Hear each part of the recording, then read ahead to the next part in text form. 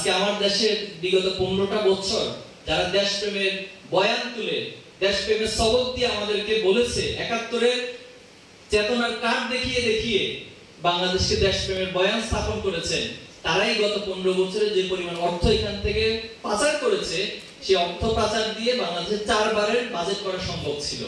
তাহলে দেখুন, এই যে বিভিন্নভাবে বিভিন্ন বয়ানে দেশটাকে ধ্বংস করে দেওয়া হচ্ছে, এই দেশের আসলে দেশপ্রেম সততাকে কেউ লালন করে না। এই জন্য আগামী যে প্রজন্ম তৈরি হচ্ছে, ছাত্র শিবির আপনাদের প্রতি উদাত্ত আহ্বান জানাবো, আসুন আমরা সততার মধ্য দিয়ে নিজেকে গড়ে তুলি, আমরা দক্ষ হই, আমরা এমন দক্ষ হব এই সমাজের জন্য আমরা একজন ফ্যাক্টর হব, আমরা শুধু বাংলাদেশ নয় বরং পৃথিবীতে নেতৃত্ব দেওয়ার মতো যোগ্য হিসেবে নিজেদেরকে গড়ে তুলবো। পাশাপাশি দেশপ্রেম, দেশকে সততার মধ্য দিয়ে ভালোবাসার মাধ্যমে এই দেশের যে উন্নতি, এই দেশের যে অপার সম্ভাবনা রয়েছে, আপনি ভাবতেও পারেন না এই দেশটা কত সম্ভাবনাময় একটি দেশ।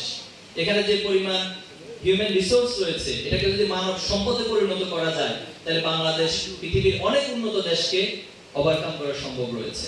আমাদের সবচেয়ে বড় সম্পদ সি বিচ রয়েছে, যেটা পৃথিবীতে অন্য কোথাও নেই। সবচেয়ে বড় সি বিচ হচ্ছে বাংলাদেশের কক্সবাজার সি বিচ।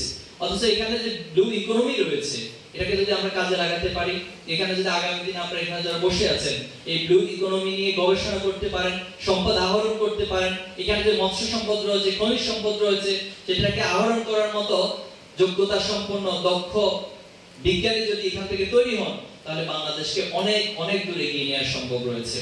এই যে একটা ছোট ছোট বাচ্চাদের নিউ জেনারেশনের এই আন্দোলন নিয়ে যে একটা স্পিড তৈরি হয়েছে, আপনারা যারা মনে করেন যে খুব সহজে এই আন্দোলন স্পিডকে শেষ করে দিবেন, অথবা ফ্যাসিবাদকে নতুন এখানে পুনর্বাসন করবেন, অথবা নতুন করে ফ্যাসিবাদের নয়া স্বরূপ আপনারা এখানে স্থাপন করবেন, তারা সত্যিকার অর্থে বোকার স্বর্গে বসবাস করছেন।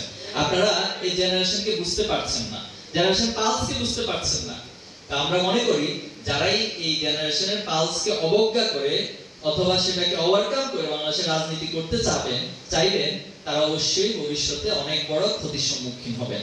আর যারা সত্যিকার অর্থে জেনারেশনকে বুঝতে পারবেন, জেনারেশনের স্পিডকে বুঝতে পারবেন, জুলাইকে ধারণ করবেন, জুলাই স্পিডের শহীদদের স্পিডকে ধারণ করবেন, শহীদ পরিবারের চাহিদাগুলোকে মূল্যায়ন করবেন, তারাই আগামী দিনে বাংলাদেশে বিনির্মাণে ভূমিকা রাখতে পারবেন ইনশাআল্লাহ।